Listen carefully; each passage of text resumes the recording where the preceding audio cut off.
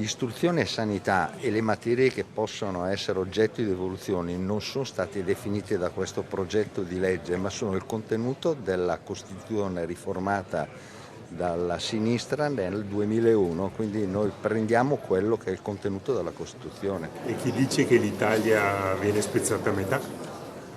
2 mesi che continuo a chiedere dove sia l'articolo, il comma o dove c'è scritto qualcosa del genere. Oggi ho letto anche Maiorino che dice che toglieremo soldi al comune, ma probabilmente l'autonomia farà perdere i capelli, rende impotenti, non lo so dove trovano queste cose, ma ne sparano di tutti i colori. Quali sono i prossimi step, Ministro? Quando verrà riunita la cabina di regia? Avete già un calendario?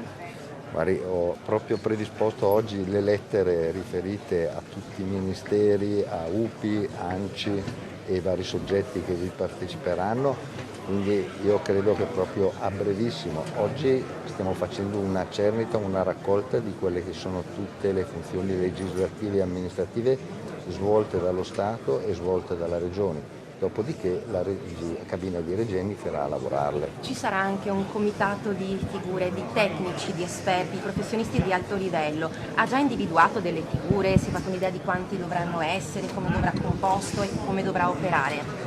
Le persone sono state già individuate, ho già ricevuto la loro disponibilità, siamo oltre i 50 e veramente abbiamo il top del diritto costituzionale, del diritto amministrativo e dei professori di economia. Ci può dire qualche nome, magari di qualche veneto, no. magari di qualche veneto che ha già collaborato anche con il presidente Zaia, che aveva costruito una squadra di altissimo profilo per l'autonomia? Me ne viene in mente uno che ho proprio sentito stamattina, non giovanissimo.